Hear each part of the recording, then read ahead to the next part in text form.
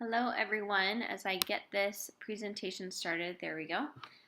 We're going to do a little bit different since I'm out today and I didn't want to skip a beat. So here we have Unit 4 Part 2 notes. These are day 3 and I have the assignments in here as well. These assignments are due May 1st, which is Monday. You will not have time in class to work on these. They are simply due at the beginning of class. Well, what's happening here? Okay, these notes are about speciation. So as we move through this presentation, please have your highlighter ready. Highlight the blue items to help you identify what will be on the test. So you're doing this just as we would in class as a group. You're just doing this on your own device with headphones. So here we have 2 videos. I really recommend you stop this video right now, and you can either watch the Amoeba Sisters if you like their videos. It's very simple, very slow going, or if you're not too keen on them, then you can watch Hank in the crash course. It's a little bit longer, a little bit more detail, and he talks a lot faster. All right, so to start us off, what is a species? So these notes are all about speciation, or how does a population of all the same organisms become 2 separate populations that are different. So first we have to understand what a species is. And there are 3 concepts. The biological concepts. Species concept is concerned with, can the members of that said species successfully interbreed? And successfully means, can their children produce children? Do they have viable offspring? Okay, the offspring need to produce their own offspring. The second one is morphological species concept. This is concerned with appearance. Do they look the same? Yes, we understand that there's going to be variation within a group, within a population, but do they look similar? Okay. The third, which is what we follow today, so maybe put a star next to this one, is the modern species concept. I try to put a star. Hey, that's pretty good. Okay. Is the modern species concept. We use both of these combined. So it's not enough that they just successfully interbreed. They also need to have a similar appearance. So that's what we go by today. All right, so how does a species form? Speciation is the process of forming a new species. It always begins with isolation. Let's highlight here. I don't have a highlighter, so I'm just going to underline it. It always begins with isolation. And getting a little bit more into that, there's 2 different types of speciation. There's sympatric, which we have here. That occurs when 2 subpopulations become reproductively isolated, but have no physical barriers between them. So sympatric speciation is when they're in the same area. You might want to write that in. Sympatric is same area. And then in geographic isolation, this type of isolation is due to some type of physical barrier, such as a mountain or a river. Okay, so here we have a picture of showing geographic isolation. These 2 ground squirrels or chipmunks are on either side of the Grand Canyon. They definitely cannot get to each other to mate, and they look slightly different. The coloration, maybe the size is different. I don't know. There's no scale. On this side, we have a picture of the beginning population. Notice that they're all the same color. And then 2 different types of speciation. So here we have sympatric speciation, all in the same area, and they can become different depending on different types of isolation. We'll talk about that. The second one is allopatric. So allopatric speciation is due to different homeland or geographic isolation. So they're being separated, and we know that if they're in different areas, most likely they will experience different environmental pressures as well.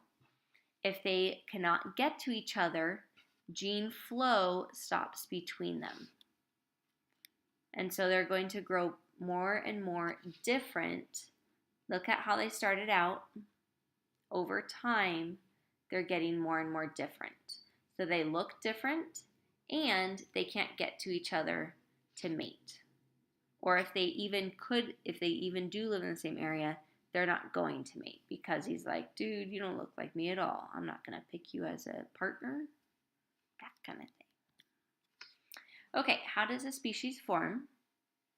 Sometimes groups of organisms become reproductively isolated. This is when two individuals cannot successfully mate. And again, that means mate and produce healthy, fertile offspring. And this may or may not be to a physical barrier. All right, so types of reproductive isolation. There's pre-zygotic isolation. Pre means before, so this is before fertilization. The different species do not breed at the same time. Different species have different mating rituals, such as a mating call or a dance. Basically, this type of isolation means that different species will just not mate in nature. Here are the 5 types of prezygotic isolation. We're going to go through those now. All right, we've already talked about geographic isolation. This is due to a physical barrier, so they cannot mate. Ecological isolation is if they're in different parts of the same habitat. So if there's a lizard that lives up in the treetops and a lizard that lives on the forest floor, they're not going to come in contact with each other even though they're in the same ecosystem. That would be an example of ecological isolation. Temporal isolation has to do with time. They do not breed at the same time. Maybe it's a different time of day. Maybe it's a different type of year, like these frogs up here. The American toad mates in early summer. The Fowler's toad mates in late summer. All right, then we have behavioral isolation. This is due to different mating rituals. So if we have a bird call and the female bird does not recognize that, it's not signaling to her in her mind that that is of the same species, then she's not going to choose him as a partner. So that's behavioral isolation. Here's a video. I'll attach this on Google Classroom for the grebes. It's a type of bird that have a very elaborate mating ritual. Very interesting. Or you can just Google mating rituals or mating dances. Very elaborate dances that we see in birds. All right, and the 5th one is mechanical isolation. So this is when their reproductive parts just simply do not fit together. Now we have post-zygotic isolation. This occurs after fertilization, because post is meaning after. The gametes are not compatible, and they do not produce healthy offspring. If there is offspring and it is healthy, like this mule, it may be infertile. So how we got this mule was taking a horse and a donkey. Unfortunately, you cannot take 2 mules and mate them together because all mules are sterile. Okay, so this is an example of hybridization. So sometimes when we have a hybrid, this is also known as a crossbreed, so there's a mixing going on. sometimes they, well,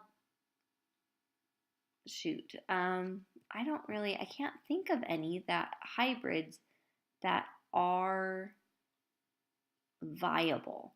So the Zonky is sterile, the Jaglion is sterile, and the Tangelo, the only way to get that is to have a tangerine and a grapefruit, which that's new. I didn't realize that.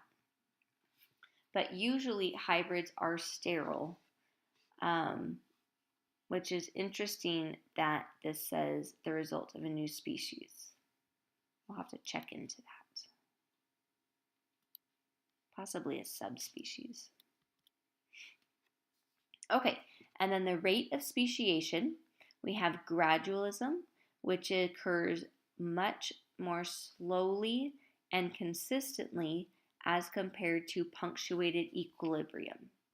Punctuated equilibrium occurs at very inconsistent intervals, but overall, speciation occurs more frequently with punctuated equilibrium.